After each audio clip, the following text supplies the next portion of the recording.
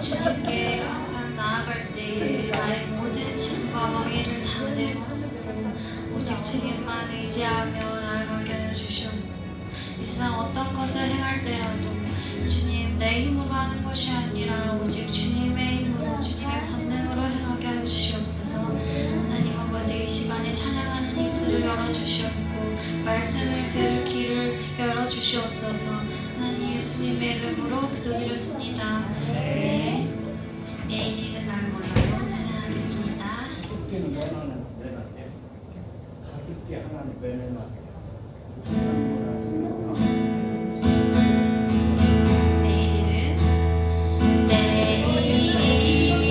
내일은 난 몰라요. 하루하루 살아요. 우리는 여행하고 보내는 대로 보내요.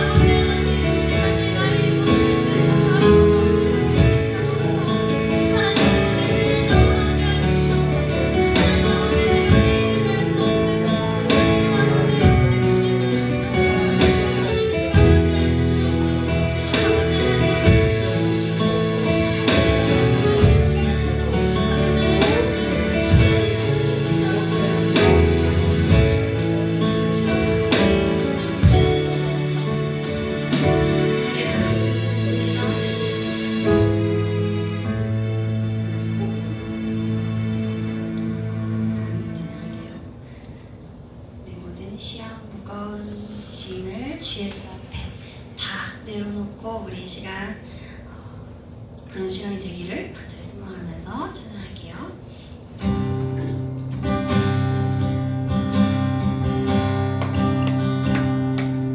내 모든 시험 무거운 짐을 주 예수 앞에 아뢰이며 그 짐의 사이 날 돌아보사 내 근심 모두 맡기시고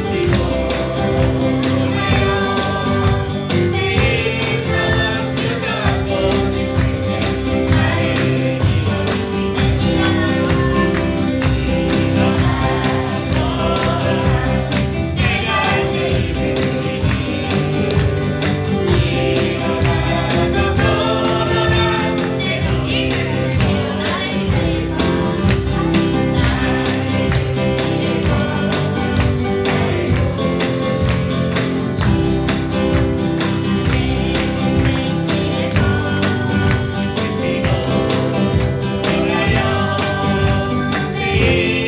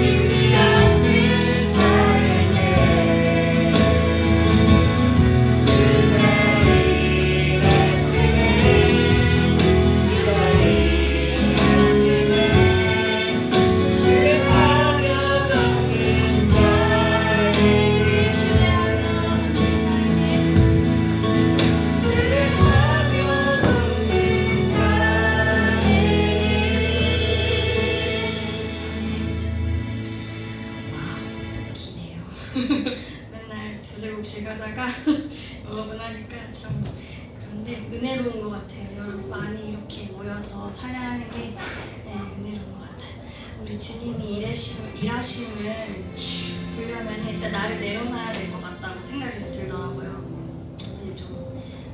나를 내려놔야겠다 좀 많이 생각하고 그래서 찬양을 골라봤습니다. 우리 주님 나를 내려놓음이라는 찬양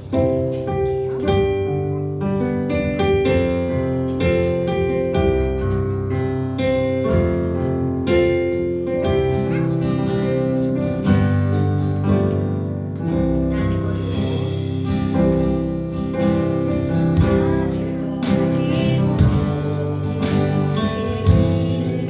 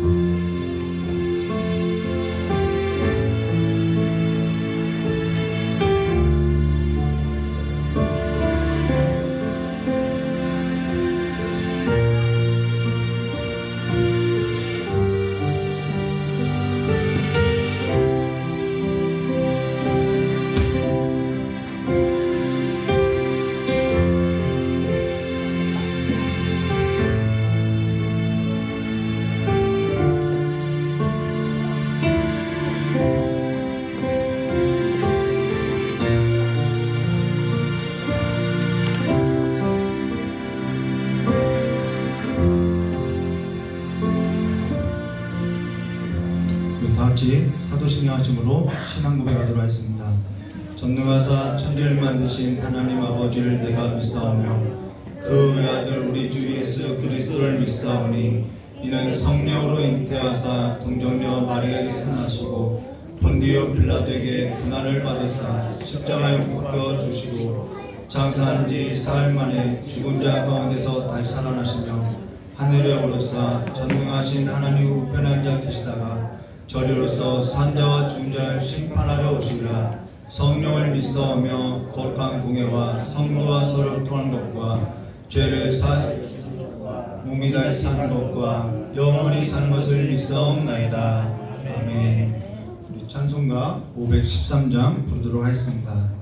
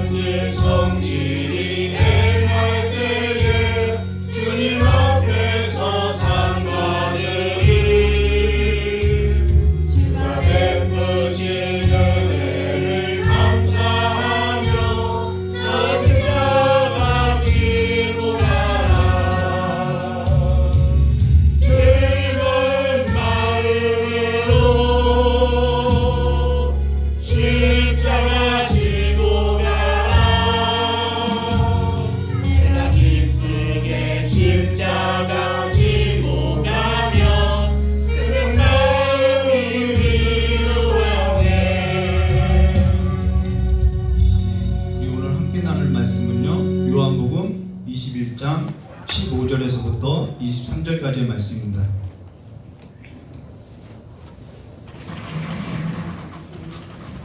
요한복음 21장, 요한복음 마지막 장입니다. 요한복음 21장 15절에서부터 23절까지의 말씀입니다. 신약 성경, 제가 가지고 있는 성경책은요 185쪽입니다. 우리 한 절 한 절 교도하도록 하겠습니다. 저희가 조반 먹은 후에 예수께서 시몬 베드로에게 이르시되 요한의 아들 시몬아 내가 이 사람들보다 나를 더 사랑하느냐 하시니 가로되 주여 그러하외다. 내가 주를 사랑하는 줄 주께서 아시나이다. 가라사대 내 어린 양을 먹이라 하시고 또 두 번째 가라사대 요한의 아들 시몬아 내가 나를 사랑하느냐 하시니 가로되 주여 그러하오이다. 내가 주를 사랑하는 줄 주께서 아시나이다. 가라사대 야의 양을 지키시고 세 번째 가라사대 요한의 아들 시몬아 내가 나를 사랑하느냐 하시니 주께서 세 번째 내가 나를 사랑하느냐 하심으로 베드로가 근심하여 가로되 주여 모든 것을 아시오매 내가 주를 사랑하는 줄 주께서 아시나이다. 예수께서 가라사대 내 양을 먹이라. 내가 진실로 내가 이르노니 줄것은 내가 스스로 들기고 원하는 곳으로 다니노라. 그것은 내 팔을 말리니 나에게 들기고 원치 않는 곳으로 데려가리라. 이 말씀을 하신 후에 베드로가 어떠한 죽음으로 하나님께 영광을 돌릴 것을 가리키심이라 이더라. 이 말씀을 하시고 베드로에게 이르시되 나를 따르라 하시니 베드로가 돌이켜 예수를 사랑하는 존재자가 닮은 것을 보니 그는 마찬 속에서 예수의 은혜에 의하여 주여 저를 한 자가 누구리까 하더라. 이에 베드로가 그를 보고 예수께 여짜오되 주여 이 사람은 어떻게 되겠사옵나이까. 예수께서 가라사대 내가 올 때까지 그를 목에 달지 않고 내게 무슨 상관이냐 나를 따르라 하시라. 함께하겠습니다. 이 말씀이 형제들에게 나와서 그 제자는 죽지 아니하겠다 하였으나 예수님의 말씀은 그가 죽지 않겠다 하신 것이 아니라 내가 올 때까지 그를 머물게 하고자 할지라도 내가 무슨 상관이냐 하신 것이었다. 아멘. 자, 기도하도록 하겠습니다.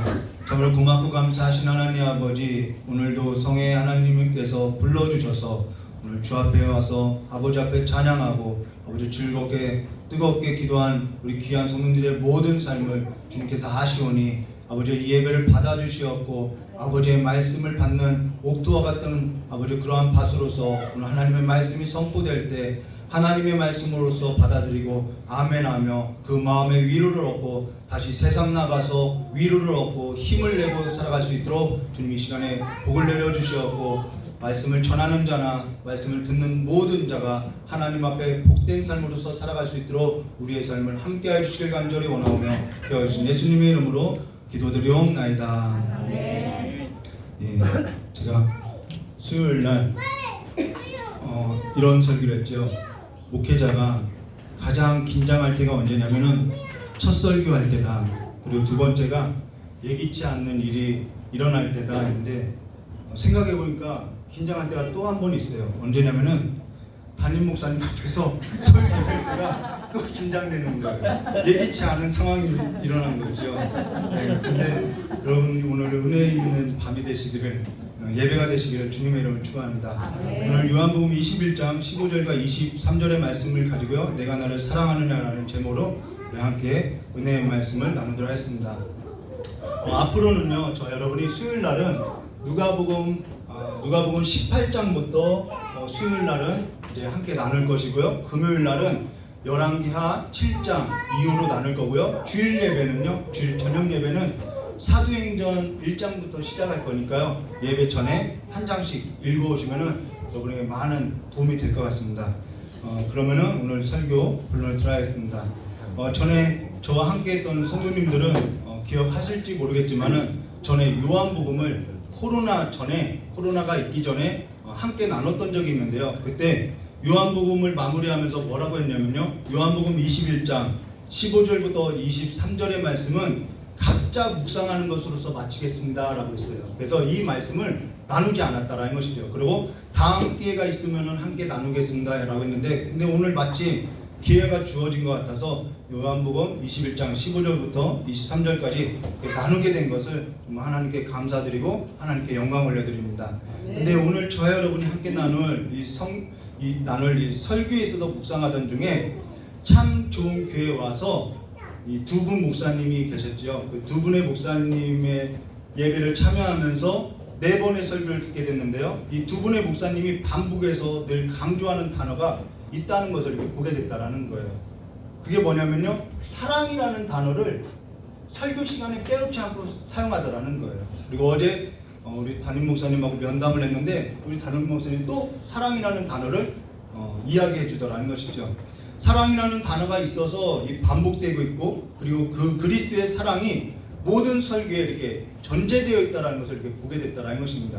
그러면서 참 좋은 교회의 강점이 뭐냐? 사랑이구나라는 것을 보게 됐다는 것이죠.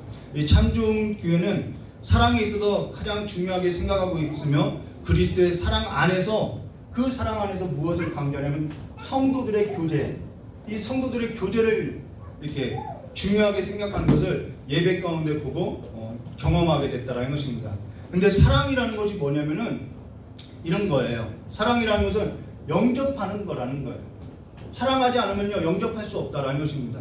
사랑한다라는 것은 그 상대를 내가 받아들여야 하려면은 그 상대를 내 마음을 굳게 하면 안 되죠. 용서해야 하는 마음이 있어야 하고요. 오래 참아줘야 한다라는 거예요. 그 사람이 못난 구석이 있기 때문에 오래 참아줘야 한다라는 것이죠. 근데 하나님께서 저와 여러분을 오래 참으사 받아들여 주시고 용서하시고 끝까지 사랑해 줬다라는 것입니다. 우리가 그 사랑으로 인해서 구원받은 성도라는 것이죠. 그 사랑이 이 교회 가운데도 충만해야 한다라는 것입니다. 그러면서 사실 누구로부터 내가 받아들여졌다라고 인식될 때, 내가 누군가로부터 받아졌다라는 것에 있어서 그것을 느꼈을 때 사람은 너무나도 행복하게 되어 있다라는 거예요. 그래서 사랑받으면 행복하다는 것이죠. 그래서 사랑받고 자란 아이들은요 얼굴빛이 다르다라는 거예요. 근데 누군가로부터 거절당하고요 받아들이지 못하면요 그것이 너무나도 안타깝고요 가슴 아픈 일이라는 것이죠.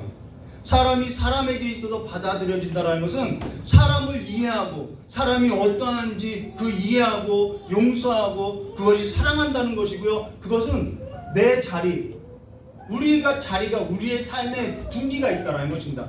내가 살아가는 삶의 자리가 있다는 거예요. 그 자리를 내가 사랑하는 사람들에게 내어주는 일이라는 거죠.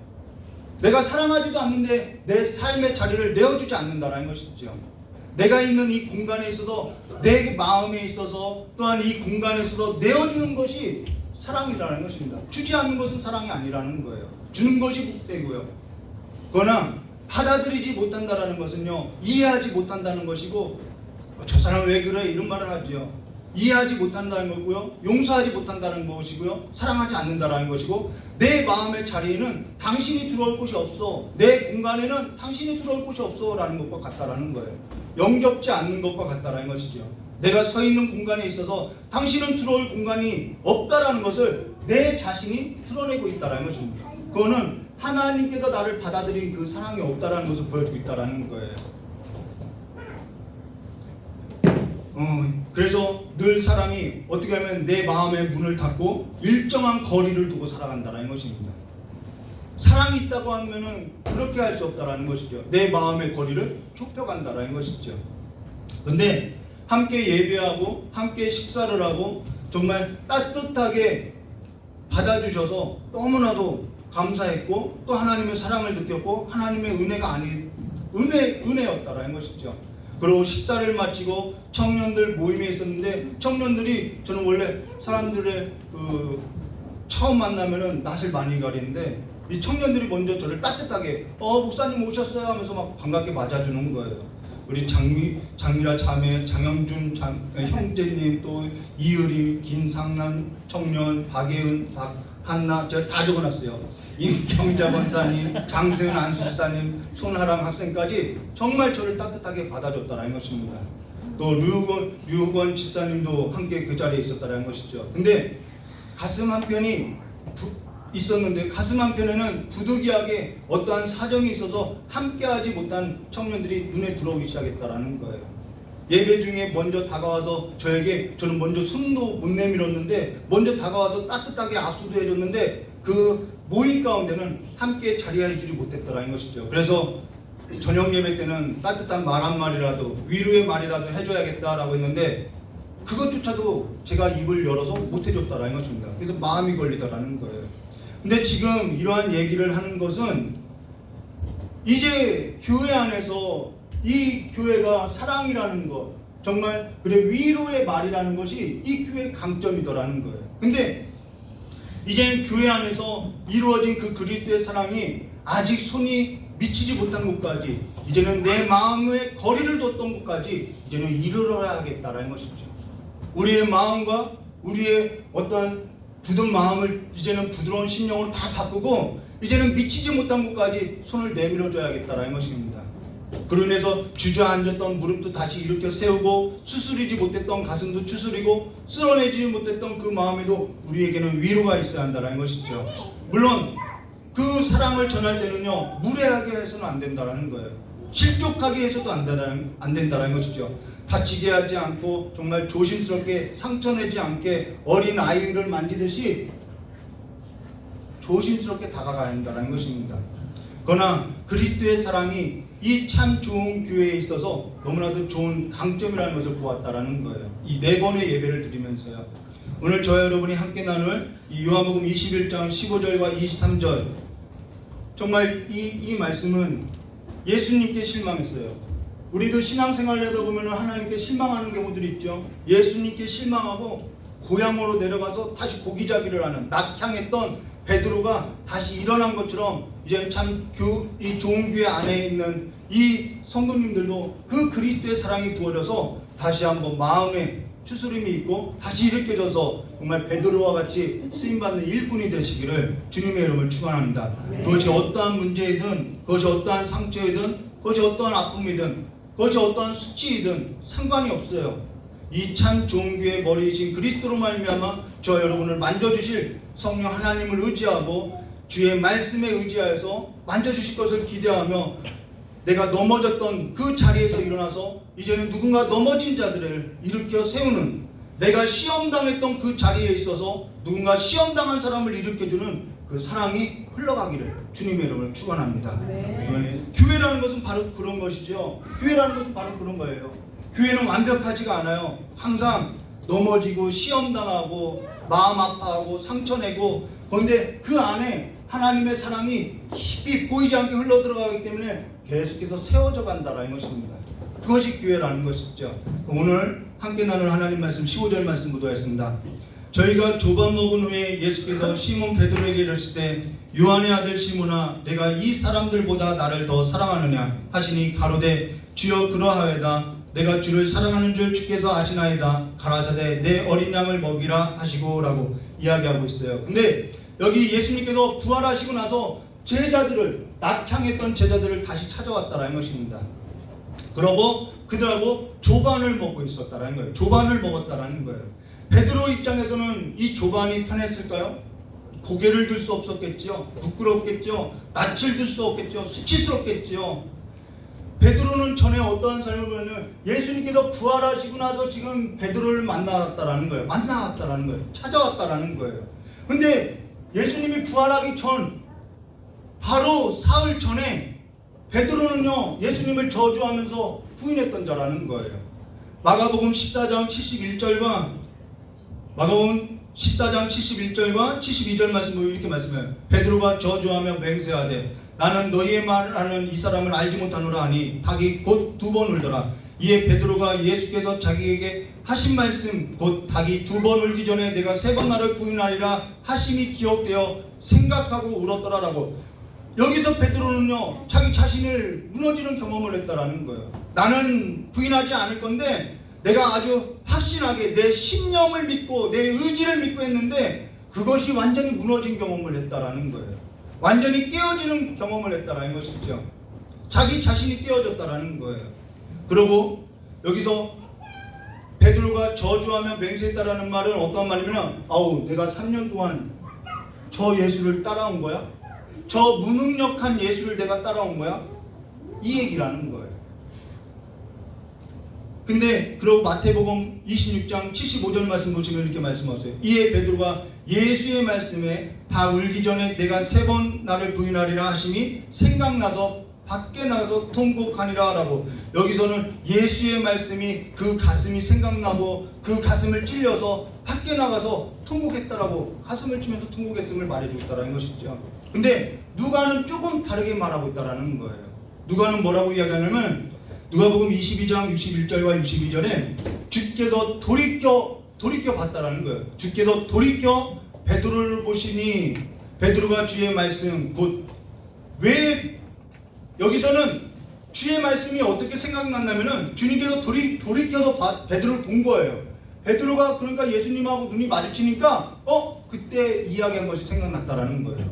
주께서 돌이켜 베드로를 보시니 베드로가 주의 말씀 곧 오늘 닭 울기 전에 내가 3번 나를 부인하리라 하심이 생각나서 밖에 나가서 심히 통곡하니라 라고 말씀하거든요.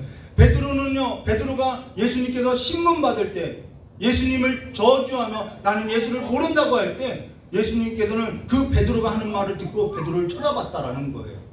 그리고 베드로는 그 쳐다보는 예수님을 보고 눈빛이 맞아서 그 말, 자기가 했던 그 말이 생각나서 예수님이 자기에게 하신 말씀이 생각나서 찔려서 밖에 나서 울었다라는 거예요. 우리의 삶 가운데도 그러한 찔림이 가끔은 훅 들어올 때가 있죠. 근데 지금 예수님께서 부활하시고 이 사건이 있고 나서 지금 부활하고 나서 지금 예수님이 찾아왔다라는 것입니다. 낙향함 그 베드로를 찾아왔다라는 거예요. 자기 자신에게도 실망했겠지요. 내가 이렇게 강한 사람인 줄 알았는데 이렇게 의지가 약한 사람이라는 걸 깨닫게 됐겠지요. 그래서 다시 낙향한 그 베드로를 찾아가서 지금 조반을 차려놓고 베드로가 어디서 예수님을 3번 부인했냐면은 숯불 앞에서 신문 받는 그 숯불 앞에서 지금 숯불을 피우는 그곳에서 베드로가요 예수를 저주하며 모른다고 3번 부인했는데요. 예수님은 아주 정말 괜찮은 분 같아요. 그 숯불 앞에서 모른다고 했는데 예수님은 너 기억하라 라는 뜻으로서 숯불을 피워놓고 눈을 마주치면서 앉아서 조반 먹으라는 거예요. 그 목구멍이 넘어가겠냐는 것이죠. 아니 즐겁게 먹을 수 있냐는 거예요. 그럴 수 없다라는 것이죠. 얼굴도 못 맞췄죠. 그것이 생각나는데요. 자기가 숯불 앞에서 저주하면서 부인했던 것이 생각난다라는 거예요. 고개도 들 수 없겠지요. 수치스럽지요. 부끄럽지요. 죄송스럽지요. 그러면 예수님께서 일부러 잘못된 것을 지적하려고 너 왜 그때 나를 배반해서 너 왜 숯불 앞에서 나랑 눈 맞추는데 왜 나를 모른다고 했어 반성해라고 지금 예수님께서 숯불을 피워놓고 눈을 마주치면서 베드로에게 그 조반을 차려줬겠냐는 거예요. 그것이 아니라 우리가 넘어졌던 자리에 그 자리에서 그를 일으켜주고자 한다는 것입니다. 오늘 저 여러분이 넘어진 곳, 내가 기억하고 싶지 않은 곳, 다시는 마주치고 싶지 않은 곳, 내가 부끄럽고 수치스럽게 생각하는 곳, 거기서 주님은 다시 시작하자는 것이죠. 그래서 그것을 다시 상기하고자 한다는 것입니다. 우리가 넘어진 곳, 나는 그 장소가 싫어요. 근데 그 장소에서 우리를 다시 시작하자고 한다는 거예요. 내가 내 연약함을 그러면 왜 그렇게 하시냐는 거예요. 그것은요, 내 연약함을 보고 다시 주께서 나를 일으켜 주시는 사건으로서 떠올리게 하신다는 것이죠. 내 연약함이라는 거예요. 근데 예수님께서는 넘어진 베드로에게 뭐라고 하냐면은 이렇게 말씀하셨어요. 요한의 아들 시몬아, 내가 이 사람들보다 나를 더 사랑하느냐라고 말씀하셨어요. 여기 중요한 사실이 한 가지가 있어요. 뭐 여러 가지 있겠죠. 여기 중요한 사실이 있는데요. 지금 예수님께서는 베드로에게 베드로야라고 부르지 않고요, 요한의 아들 시몬아라고 지금 베드로의 이름을 불러줬다는 것입니다. 왜 베드로라고 부르지 않냐는 거예요. 그거는 요한복음 1장 41절과 42절 말씀 보시면 이렇게 말씀하셨어요. 그가 먼저 자기 형제 시몬을 찾아 말하되 우리가 메시아를 만났다 하고, 메시아는 번역하면 그리스도라, 데리고 예수께로 오니 예수께서 보고 가라사대 뭐라고 하죠? 내가 요한의 아들 시몬이니 라고 말하죠. 처음 만났을 때 요한의 아들 시몬이라고 불러줬다라는 거예요. 내가 요한의 아들 시몬이니 장차 게바라 하리라 하시니라. 게바는 번역하면 베드로라. 베드로라는 것은 이름이 아니에요. 별명이라는 것입니다. 반석이라는 별명을 붙여줬다라는 거예요.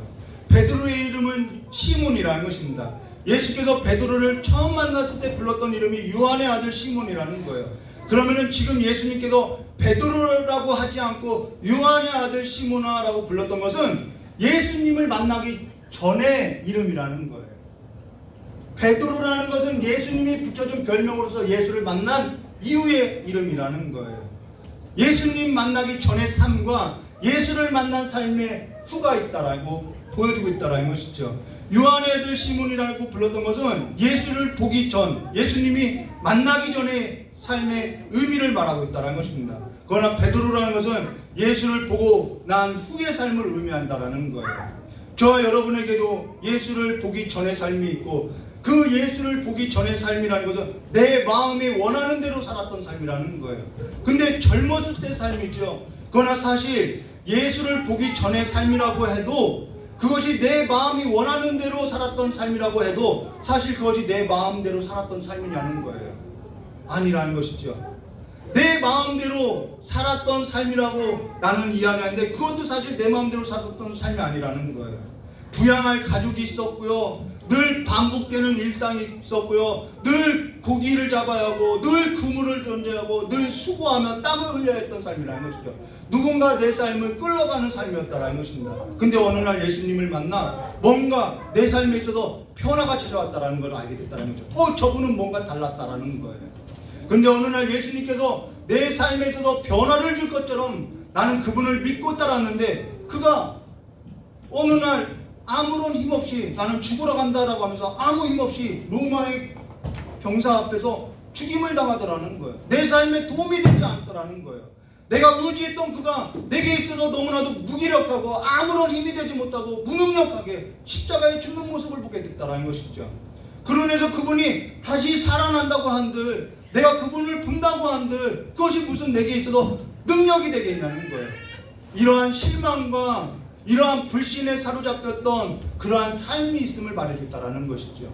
우리도 처음에는 예수를 믿고 예수가 불렀을 때 그 예수를 믿고 그분이 내게 뭔가 능력이 있을 거라고 믿고 따랐는데 어느 날 계속된 시련과 연단만 있더라는 거예요. 환경이 오히려 더 어려워지더라는 거예요. 그러면 우리는 자연스럽게 불신만 쌓이게 되는 것이죠. 실망만 안기게 되는 것이죠.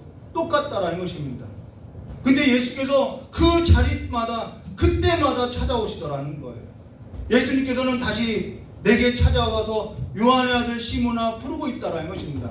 내가 힘을 가지고 내가 수고하고 노력하고 가족을 부양하고 늘 반복된 일상 가운데서 늘 싹도 얻지 못하고 내가 뿌린 대로 많이 거두지 못하고 살았던 그 삶의 이름, 내 전의 삶, 예수를 만나기 전의 삶의 이름, 그 이름을 불러주더라는 것이죠.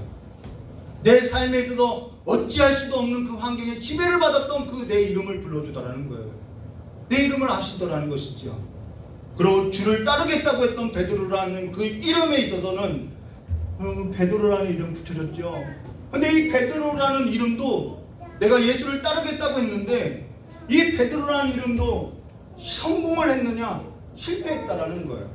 내가 주님을 따르겠다고 했는데 그 이름마저도 실패했다라는 거죠. 근데 예수님께서 베드로라는 이름을 불러주지 않은 것은 그 실패의 이름을 예수님은 가려주시고 덮어주시고 나는 너를 반석으로서 세울 거야 라는 하나님의 의지가 있다라는 것이죠. 우리는 그 하나님의 열심, 그 하나님의 사랑으로서 오늘 여기까지 왔다라는 것입니다. 그러고 나서 예수님께서는 너에게 베드로라는 이름을 줬는데 내가 반사기냐? 내가 따른다고 했는데 지금 저주하며 맹세하되 내가 이제는 믿을 수 있냐? 따를 수 있냐? 이런 말을 하지 않는다라는 거예요. 그냥 덮어주더라는 거예요. 요한의 아들 시몬아 내가 이 사람들보다 나를 더 사랑하느냐라고 말하고 있다는 것이죠. 사실 전 지금도 이 질문에 있어서 답을 하라고 하면 답을 할 수가 없어요.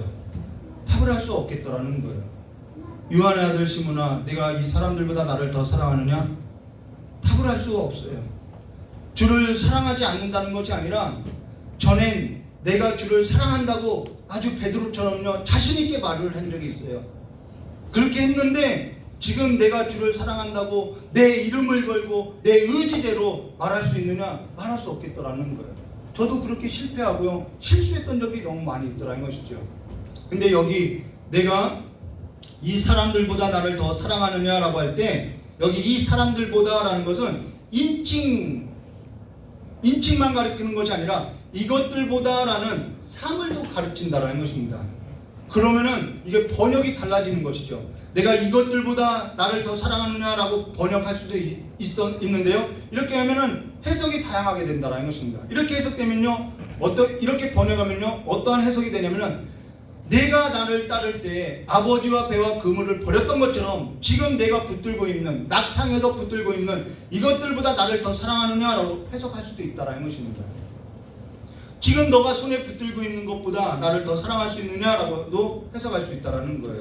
그리고 지금 우리가 함께 나누는 내가 이 사람들보다 나를 더 사랑하느냐로 해석할 수도 있고요.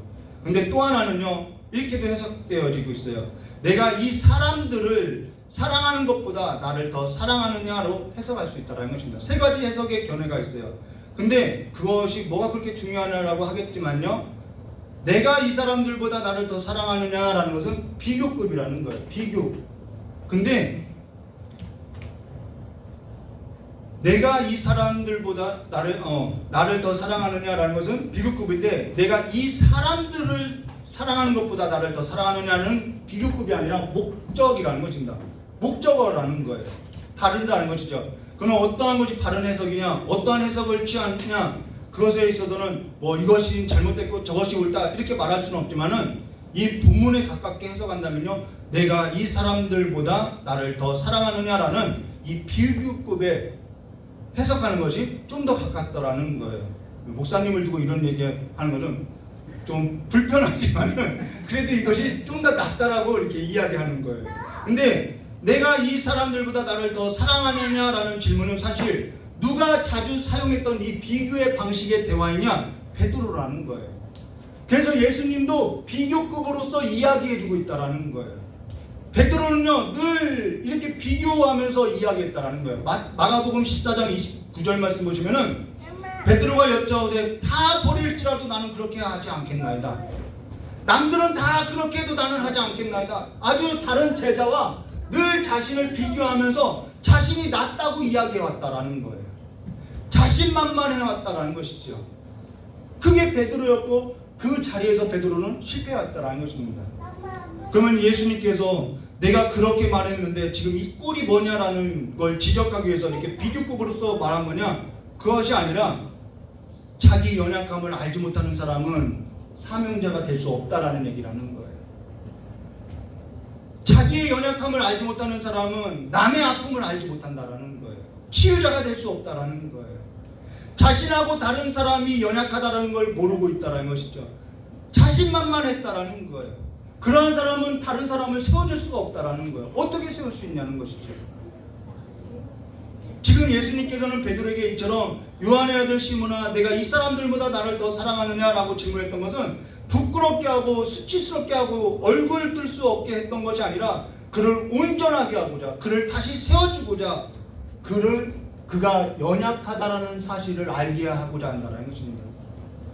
저와 여러분은 다 연약하다라는 거예요.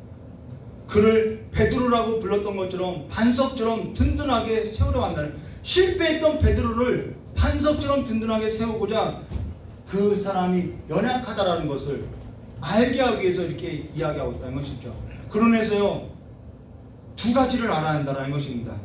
우리에게는 두 가지 이름이 있어야 한다는 거예요. 한 가지는요, 자기 자신에 있어서 연약성을 알아야 한다는 것입니다. 한계성을 알아야 한다는 거예요. 내가 잘났다는 것이 아니라 내 한계성을 알아야 한다는 것이죠. 그리고 또 하나는요, 내가 아닌 하나님께서 그 한계성을 가진 저와 여러분을 불렀고, 저와 여러분을 사랑하고 있고, 저와 여러분을 회복하고 있고, 저와 여러분을 사명자로 기름 부어서 세울 것이라는 것을 보여주고 있다는 것입니다. 우리의 힘으로써 할 수 있는 것이 아니라는 거예요. 그것이 바로 교회라는 것이죠.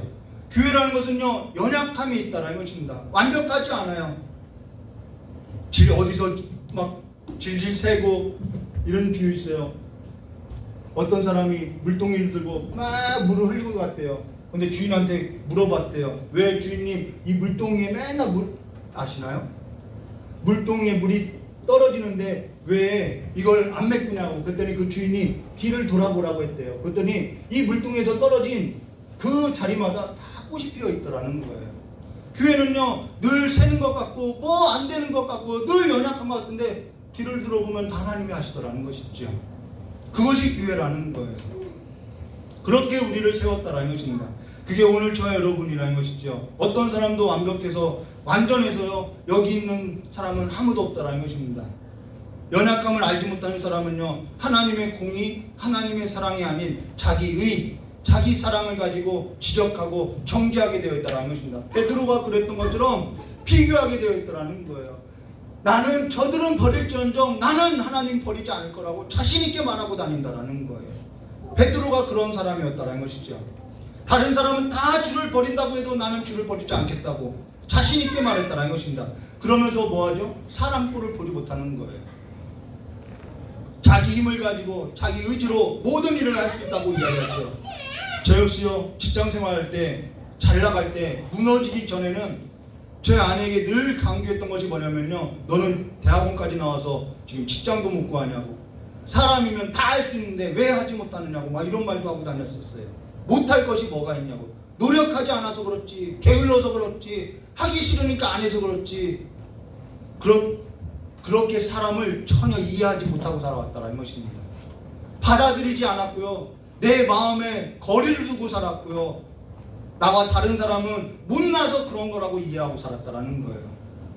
연약하여서 사람이 겪는 고통과 아픔, 절망, 좌절에 있어서는 생각지 않고 살아왔다는 것입니다.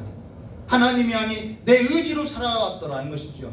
그러면 제가 도덕적으로 흠이 있었느냐? 아니요, 그때 윤리나 도덕을 가지고요, 불쌍한 사람 도와주면서요, 사람 도리를 하고 살아왔다는 것입니다. 그런데 사람의 도리는 하고 살지만은 내 안에 하나님의 긍휼하심이 없더라는 거예요. 하나님을 경험하지 못하니까 내 안에 긍휼히 여기는 그 하나님의 사랑, 긍휼이 없다라는 것을 보게 됐다는 것이죠. 그게 무슨 사랑이냐는 거예요. 우리는 그걸 사랑이라고 말하지 않는다라는 거예요. 그건 윤리라는 것이죠. 도덕과 윤리는 절대로 하나님 앞에 나갈 수 없어요. 우리는 하나님의 긍휼로서 치유받은 자로서 누군가를 치유해야 한다는 것이죠. 그러면서 하나님의 일을 행하지 못하는 것을 우리는 볼 수 있다는 것입니다. 세상 사랑과 하나님의 사랑과 구별되는 것은 바로 우리에게는 하나님의 사랑이 부어졌다는 것입니다.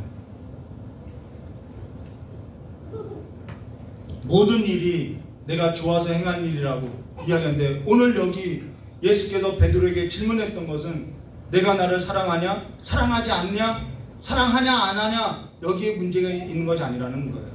연약한 예수를 만나기 전에 요한의 아들 시몬을 다시 일으켜 세우고 그리스도의 사랑을 부어주고자 예수님은 다시 저와 여러분에게 찾아왔다는 것입니다. 오래전 모든 것이 무너졌을 때요, 모든 것이 깨어졌을 때요, 저의 자아까지도 무너졌을 때요, 구원에 마저 그 소망마저 흔들리고 세상 가운데서 살 소망 없이 살아갈 때 내 자신이 너무 비참할 때가 있었다라는 것입니다. 그때 목숨을 끊고자 했다라는 거예요. 근데 죽기 전에, 목숨을 끊고 전에 기도하는 어머니 앞에 가서 기도 한번 받고 이제 목숨을 끊어야겠다라고 생각했는데, 제 어머니께서 저에게 기도할 때 형기야, 성령께서 너를 보배로운 사람이라고 한다라고 이야기하는 거예요. 근데 그때 저의 처지가 너무 형편없었다라는 것입니다. 직장도 잃고 물질도 없고 살 소망도 없고 모든 것이 무너졌는데 주님만큼은 나를 보배롭게 보더라는 거예요. 그냥 있는 그대로 보여주더라는 것이죠. 가장 연약할 때, 가장 죄인된 모습으로 살아갈 때 주님은 나를 보배롭게 여기더라는 것이죠. 내게 있는 어떠한 것을 보았던 것이 아니라, 죄 많은 내 모습을 본 것이 아니라 그냥 나를 보배롭게 여겨주시더라는 것입니다. 그러면서 다시 살 결심을 하고 또 모든 사람이 살아갈 가치가 있다는 것을, 보배로운 사람이라는 것을 그때 보기 시작했다는 거예요. 오늘 주께서 요한의 아들 시몬아, 내가 이 사람들보다 나를 더 사랑하느냐 할 때 주님 그러하이다 라고 했다고 이야기하는데, 이 질문은 아가페냐 필레오냐라는 것은 중요하지 않아요. 예수께서 베드로에게 같은 질문을 하고 있다는 것입니다. 요한의 아들 시몬아, 내가 이 사람들보다 나를 더 사랑하느냐, 내가 이 사람들보다 더 사랑하느냐, 주님 그러하이다. 우리는 주님 그러하이다 라는 이 답변을 정말 말할 수 없죠. 부족하죠. 면목 없죠. 죽을 수밖에 없는 죄이죠. 그러나 주의 사랑에 붙들린 자로서 그러하다고 말할 수 있다는 것이죠. 우리 15절 말씀 보겠습니다. 이 말씀 봉독하고 마무리 짓겠습니다. 저희가 조반 먹은 후에 예수께서 시몬 베드로에게 이르시되 요한의 아들 시몬아, 내가 이 사람들보다 나를 더 사랑하느냐 하시니 가로되 주여 그러하이다. 내가 주를 사랑하는 줄 주께서 아시나이다. 가라사대 내 어린 양을 먹이라 하시고, 또 두 번째 가라사대 요한의 아들 시몬아, 내가 나를 사랑하느냐 하시니 가로되 주여 그러하이다. 내가 주를 사랑하는 줄 주께서 아시나이다. 가라사대 내 양을 치라 하시고, 세 번째 가라사대 요한의 아들 시몬아, 내가 나를 사랑하느냐 하시니 주께서 세 번째 내가 나를 사랑하느냐 하심으로 베드로가 근심하여 가로되 주여 모든 것을 아시오매 내가 주를 사랑하는 줄 주께서 아시나이다. 예수께서 가라사대 내 양을 먹이라. 내가 진실로 진실로 내게 이르노니 젊어서는 내가 스스로 띠뛰고 원하는 대로 다녔거니와 늙어서는 내 팔을 벌리리니 남이 내게 띠뛰어오고 원치 않는 곳으로 데려가리라. 그의 삶을 나타내서 보여주고 있다는 것입니다. 젊다라는 것은 무엇을 말하면요, 내가 스스로 띠띠고 가는 것을 젊다라는 거예요. 성경에서 늙다라는 것은 어떤 때면요, 내 스스로 띠띠고 살아가는 것이 아니라 내가 원하는 대로 살아가는 것이 아니라 주께서 나를 인도한 대로 살아가는 삶을 말한다는 것입니다. 여기 세 번째, 내가 나를 사랑하느냐 하심으로 베드로가 근심하여 가는데 주여 모든 것을 아시오매 내가 주를 사랑하는 줄 주께서 아시나이다라는 것을, 왜 같은 말 계속, 좀 같은 말 하는 거 싫어하거든요. 왜 같은 말 계속 하냐라고 하는 것이 아니라 오늘 저와 여러분이 같은 질문을 받았을 때 자신 있게 말할 수 있냐는 거예요. 지금도 주께서 저와 여러분에게 내가 나를 사랑하느냐라는 같은 질문을 할 때 주님, 내가 주님을 사랑한다고, 내가 저 사람들은 다 모르도 나는 주님을 사랑한다고 우리가 자신 있게 말한다면요, 우리는 아직 그 사랑을 모르는 자라는 것입니다. 내 연약함을 모르는 자라는 거예요. 아직 지금도 내가 주를 사랑하고 사랑하는지조차 자신 있게 말할 수 없겠다라는 거예요. 그러나 주께서 부족하고 연약한 나를 지금껏 주님께서 넘어진 자리마다 일으켜 주시고, 나는 내가 볼 때 전혀 보배롭지도 않는데 보배롭게 여겨주시고 붙들어 왔다라는 것입니다. 내가 주를 사랑했던 것이 아니라 주께서 연약하고 죄 많은 저를 붙들어 주시고 저 여러분을 여기까지 인도해 주셨다라는 것이죠. 그리고 주님께서는 내가 넘어진 곳마다 나를 버리지 않고 찾아와 주셨다라는 거예요. 버림받은 것 같았는데 버리지 않더라는 거예요. 그러면서 끝까지 오래 참으시며 사랑하는 걸 이제는 조금 어린아이처럼 눈뜨고 보고 믿게 됐다는 것입니다. 오늘 저 여러분 모두가 그 사랑에 묶여서 여기까지 이끌려왔고, 주님께서는 또 그 사랑의 끈을 놓지 않고 우리를 끝까지 인도해 주실 거라는 거예요. 그리고 주님께서는 저 여러분에게 내 어린 양을 먹이라, 내 양을 치라, 내 양을 먹이라고 명령하는데요, 이건 명령이 아니에요. 명령하지만은 명령이 아니고 시키는 일이지만은 시키는 일이 아니라는 것입니다. 내가 어떠한 삶을 살았고, 내가 어떠한 삶에 있어서 살아가야 하는지, 내가 어떠한 삶에 있어서 가르침을 받고 있는지 주님께서 보여주는 일이라는 것이죠. 여기 내 양을 먹이라는 것은 지금껏 내가 아팠던 그 경험들, 지금까지 내가 겪었던 고통, 내 부끄러움, 내 수치, 내 절망에 있어서 지금 고통받고 있는 누군가가 있다라는 거예요. 거기에 있어서 나를 사명자로 세웠다라는 것을 이야기하는 것이지, 너 양 먹여야 한다 이런 명령이 아니라는 것입니다. 그리고 이것은 내 양이 아니라 주의 어린 양이라는 것이죠. 그들이 고통하고 있다라는 거예요. 근데 그들에게 내가 자신 있게 나는 그렇지 않았다고, 나는 할 수 있다라고 할 수 있겠냐는 거예요.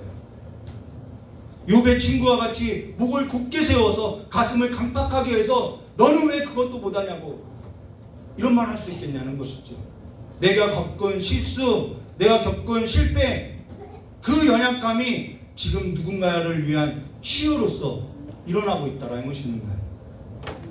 우리 목사님하고 잠깐 만났는데 우리 목사님도 정말 어려운 시기를 많이 보냈더라는 거예요. 그래서 치유자로서 하나님의 부름을 받아서 또 해외까지 나가게 된 것이죠. 오늘 우리가 겪은 곁에 있는 사람이 내 자식, 내 양이 아닌 주의 기업이고요, 주의 산업이고요, 주의 열매들이라는 것입니다. 그들에게 있어서 넌 그것도 못하냐, 저들은 나와 다르다고, 난 이만큼 했다라고가 아니라 지금 나를 일으켜 주신 주의 사랑을 가지고 그들에게 손 내밀어 주시기를 주님의 이름으로 축원합니다. 지금까지 내가 가고 싶은 대로 살았던, 내가 젊었을 때 살았던 그 삶대로 갔다면은 이제는 늙어서는 주께서 가라 하신 그 삶대로 그리스도인이 되어서 내 연약함을 붙들어 주신 주님의 능력을 믿고 주의 어린 양을 돌보며 주의 양을 치며 주의 양을 먹이는 주의 나라에 있어서 주의 즐거움에 참여하는 그리스도인들로서 다 상급 받으시기를 주님의 이름으로 축원합니다. 이 시간에 잠깐 기도하고 찬송 부르고 뜨겁게 기도하고 예배 마치도록 하겠습니다.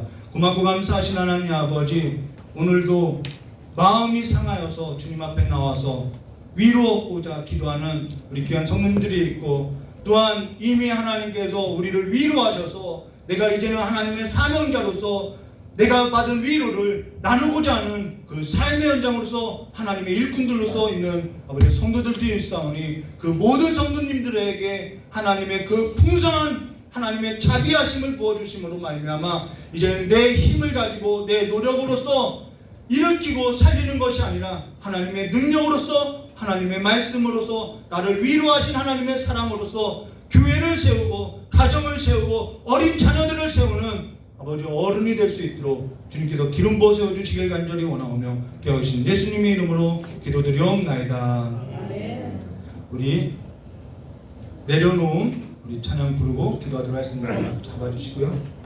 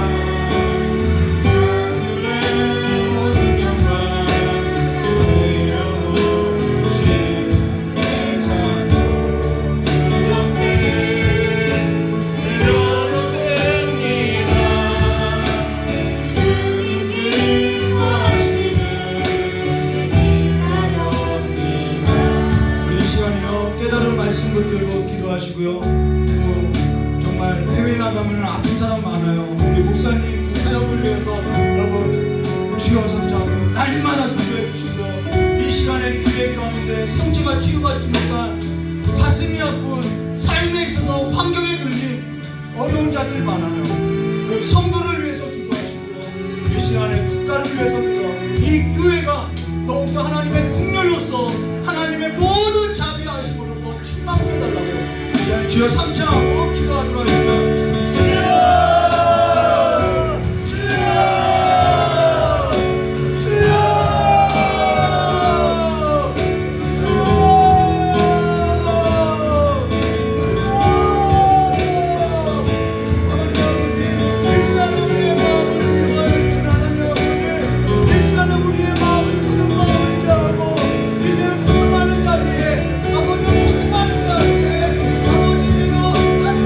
아버지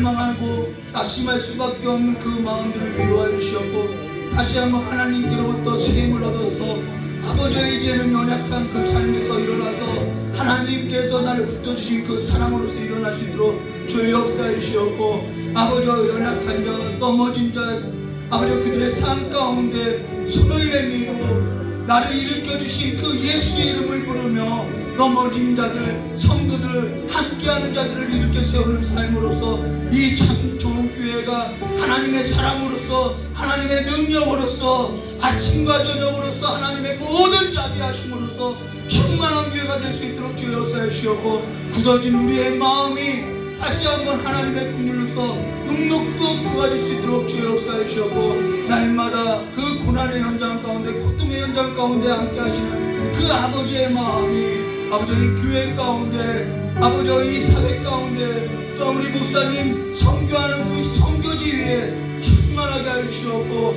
우리 목사님 선교할 때 아버지여 여기까지 강건하게 해주셔서 정말 그 고통하는 자리에 하나님의 복음과 하나님의 사랑이 흘러 들어갈 수 있도록 막힘이 없도록 주님 역사해 주시옵고 오늘까지도 고통하고 절망해서 낙심해서 내가 다시 그물을 내려야 하는 삶으로 돌아간 우리 귀한 성도들의 그 모든 자리에 하나님께서 찾아가 주시고 위로해 주셔서 다시 한번 하나님의 뜨거운 사랑을 경험하고 다시 아버지 앞에 나와서 귀하게 존귀한 그릇으로서 상급받는 그릇으로서 쓰임받을 수 있도록 주여 역사해 주시길 간절히 원하오며 귀하신 예수님의 이름으로 기도드리옵나이다. 우리 약한 나로 강하게 찬송 부르고 주기도문으로 금요일에 마치기로 하겠습니다.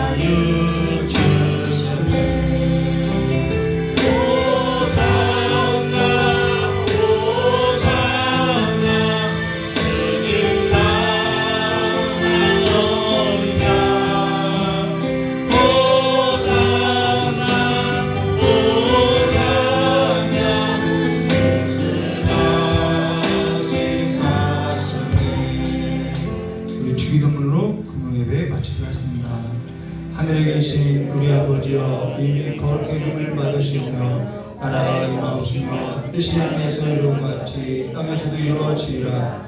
오늘날 우리의 일용할 양식을 주시고 우리가 우리 죄진 자의 사하는 것 같이 우리 죄를 사하여 주시고 우리를 시험에 하지 마옵시며 다만 왕에서 보옵소서. 대리 나라와 권세와 영광이 아버지께 영원히 있사옵나이다.